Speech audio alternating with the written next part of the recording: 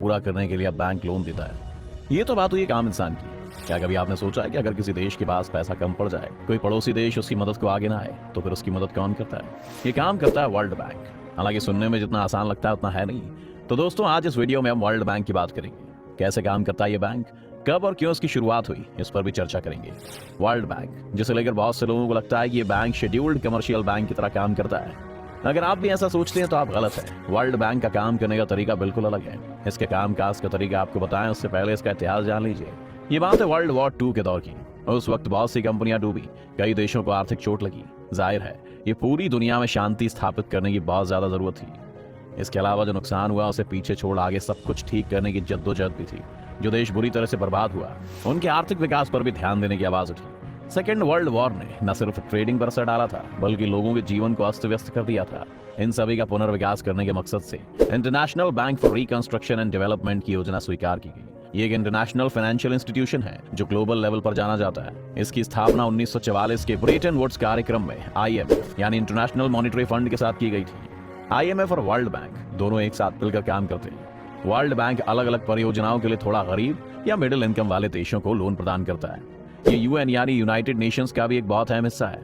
खास बात यह है कि वर्ल्ड बैंक कभी अकेले काम नहीं करता है, बल्कि इसके साथ 5 इंटरनेशनल ऑर्गेनाइजेशंस भी काम करती हैं। ये संस्थाएं मिलकर विकासशील देशों को लोन देती हैं। अब कौन कौन सी संस्थाएं वर्ल्ड बैंक के साथ जुड़ी हुई हैं, ये भी जान लीजिए। International bank for reconstruction and development IBRD, international development association IDA, international finance corporation IFC, multilateral investment guarantee agency MIGA, international centre for settlement of investment disputes ICSID। इन 5 संस्थाओं के साथ मिलकर वर्ल्ड बैंक मध्यम इनकम वाले देशों को loan मुहैया कराता है। चलिए अब आपको वर्ल्ड बैंक का मकसद क्या है ये भी बताते हैं। आर्थिक पुनर्निर्माण और विकास के लिए सदस्य देशों को लॉन्ग टर्म पूंजी प्रदान करना, BOP बैलेंस और इंटरनेशनल ट्रेड के बैलेंस डेवलपमेंट को सुनिश्चित करने के लिए लॉन्ग टर्म इन्वेस्टमेंट को इंस्पायर करना, प्राइवेट लोन या फिर कैपिटल इन्वेस्टमेंट की गारंटी देने के लिए सदस्य देशों को प्रेरित करना, विकास परियोजनाओं के कार्य करने की प्रक्रिया को सुनिश्चित करना ताकि युद्ध के समय से एक शांतिपूर्ण अर्थव्यवस्था के लिए सहज ट्रांसफर लाया जा सके। वर्ल्ड बैंक के मुख्य काम क्या है, चलिए भी जान लीजिए। मौजूदा वक्त में विश्व बैंक यानी वर्ल्ड बैंक सदस्य देशों, विशेष तौर पर जो देश डेवलप नहीं है, उनके विकास कार्यों के लिए लोन उपलब्ध कराने में महत्वपूर्ण भूमिका निभा रहा है। बैंक 5 से 20 साल की अवधि की अलग अलग विकास परियोजनाओं के लिए लोन प्रदान करता है। बैंक सदस्य देशों को चुकता पूंजी में अपने हिस्से का 20% लोन दे सकता है। बैंक सदस्यों से संबंधित निजी निवेशकों को अपनी गारंटी पर लोन देता है, लेकिन प्राइवेट इन्वेस्टर्स को अपने मूल देश की अनुमति लेने की जरूरत होती है। बैंक सेवा शुल्क के रूप में 1% से 2% तक चार्ज करते हैं। लोन सेवा की मात्रा, उसकी ब्याज दर, नियम, कायदे और शर्तें वर्ल्ड बैंक खुद तय करता है। अमूमन बैंक सदस्य देश को किसी विशेष काम के लिए या फिर किसी खास परियोजना के लिए लोन देते हैं। जो देश लोन लेता है उसे या तो आरक्षित मुद्राओं में या फिर करेंसी में लोन चुकाना होगा जिसमें उसने लिया था। वर्ल्ड बैंक सदस्य देशों की उस वक्त मदद करता है जब वो किसी आर्थिक संकट से गुजर रहे होते हैं। हालांकि कुछ वक्त पहले वर्ल्ड बैंक ने श्रीलंका की मदद करने से साफ इनकार कर दिया था। विश्व बैंक ने जो बयान दिया उससे श्रीलंका को करारा झटका लगा था। वर्ल्ड बैंक ने साफ कह दिया कि वो श्रीलंका को कोई नया कर्ज नहीं देगा। अपने बयान में श्रीलंका ने 2 टूक कहा कि आर्थिक संकट से जूझ रहे श्रीलंका को तब तक नया कर्ज नहीं देगा जब तक कि देश की अर्थव्यवस्था संबंधी पर्याप्त व्यापक आर्थिक नीति या रूपरेखा नहीं बनाई जाती।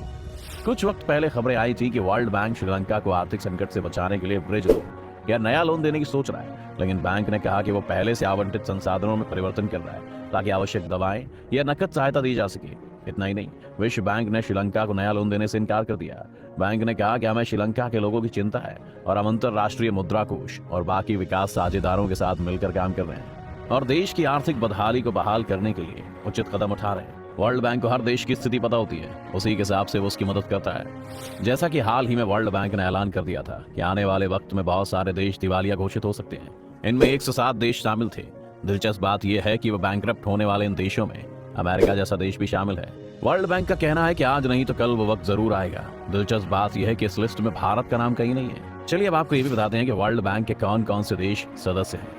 वर्ल्ड बैंक की IBRD यानी international bank of reconstruction and development संस्था में अमेरिका, जापान, चीन, जर्मनी, UK समेत 189 देश शामिल हैं। खास बात यह है कि इन 5 देशों के पास सबसे ज्यादा पावर है। बात करें अगर दूसरी संस्था इंटरनेशनल डेवलपमेंट एसोसिएशन यानी IDA में 174 देश हैं। क्या आप जानते हैं कि वर्ल्ड बैंक ने सबसे पहला लोन जिस देश को दिया था वो कोई और नहीं बल्कि फ्रांस था। वर्ल्ड बैंक ने फ्रांस को 1947 में लोन दिया था। पिछले 30 सालों से वर्ल्ड बैंक एनजीओज और एनवायरमेंटल ग्रुप्स को भी लोन दे रहा है। 77 सालों में अब तक वर्ल्ड बैंक ने कई देशों को लोन दिया है। वर्ल्ड बैंक में एक प्रेसिडेंट और 25 एग्जीक्यूटिव डायरेक्टर्स और 29 वाइस प्रेसिडेंट की टीम काम करती है। इस वक्त डेविड मालपास वर्ल्ड बैंक के प्रेसिडेंट हैं। आप में से बहुत से लोगों के जहन में अब ये सवाल आ रहा होगा कि क्या भारत वर्ल्ड बैंक का हिस्सा है? क्या उसने भी कभी वर्ल्ड बैंक से लोन लिया है? जवाब है हाँ। भारत 1956 में वर्ल्ड बैंक की आईएफसी संस्था और 1960 में आईडीए संस्था का हिस्सा बना था। इतना ही नहीं, 1994 में एमआईजीए का हिस्सा भी भारत बन चुका है। भारत भी कई परियोजनाओं के लिए वर्ल्ड बैंक से पैसा ले चुका है। हाल ही में सामने आई एक रिपोर्ट की माने तो भारत पर कुल कर्ज का बोझ बढ़कर 128.41 लाख करोड़ रुपए हो गया है। इस लिहाज से देखा जाए तो देश के हर नागरिक पर 98,776 रुपए का बोझ है। कोरोना काल में कई देशों ने विश्व बैंक से मदद ली, भारत भी इसमें शामिल रहा। लेकिन अगर भारत और पड़ोसी देशों की तुलना करें तो चीन सबसे ज्यादा कर्ज में डूबा है, जबकि बांग्लादेश के ऊपर सबसे कम उधारी है, जबकि पाकिस्तान का तो और भी बुरा हाल है। आंकड़ों की माने तो इमरान खान सरकार ने 20.7 ट्रिलियन पाकिस्तानी रुपए का नया कर्ज लिया था, जिससे पाकिस्तान का कर्जा बढ़कर 50 ट्रिलियन पाकिस्तानी रुपया पहुंच गया है। भारत के ऊपर कुल बाहरी कर्जा 570 अरब डॉलर्स का है, जबकि चीन की बात करें तो इसके ऊपर कुल बाहरी कर्जा 13,009.3 अरब डॉलर्स है। हालांकि भारत की तुलना बांग्लादेश से करें तो बांग्लादेश ज्यादा बेहतर स्थिति में दिखाई देता है। बांग्लादेश पर कुल बाहरी कर्ज 45 अरब डॉलर्स है। चीन और